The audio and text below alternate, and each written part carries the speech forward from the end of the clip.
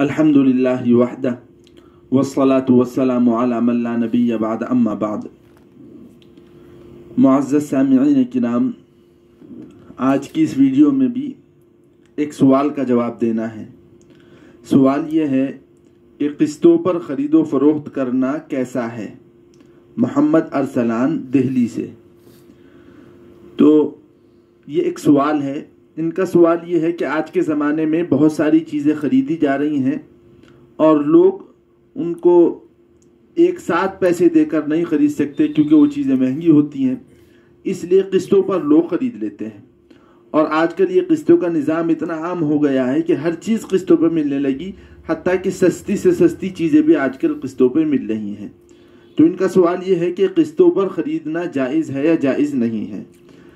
तो इसके बारे में मैं ये वाज़ेह करना चाहता हूँ कि किस्तों पर सामान ख़रीदना जायज़ है, इसमें कोई हरज नहीं है। शरीयत मुतहरा के अंदर इसकी गुंजाइश है और वजह इसकी ये है कि अल्लाह ताला ने ख़रीदो फ़रोख्त को जायज़ किया है। अहल्लल्लाहुल बैअ, अल्लाह ताला ने ख़रीदो फ़रोख्त को जायज़ करार दिया है। अब ख़रीदो फ़रोख्त की दो किस्में होती हैं।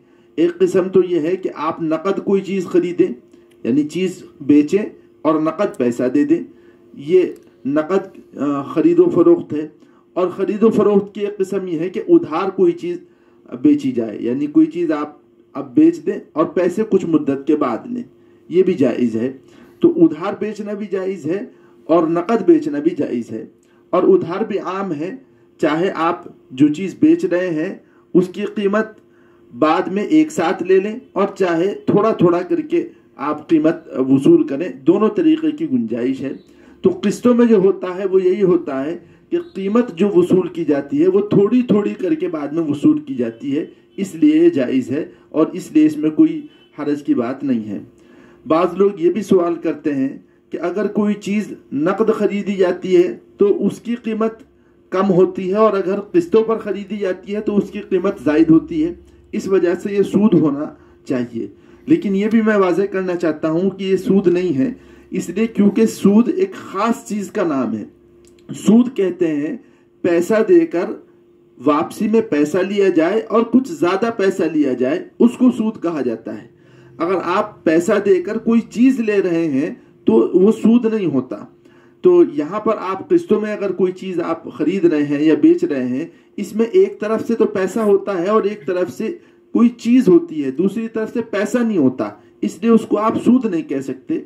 सूद आप तब कहेंगे जब दोनों तरफ से पैसे हों, उसको सूद कहा जाता है। इसलिए किस्तों पर जो चीज़ बेची जाती है या ख़रीदी जाती है वो जायज़ है।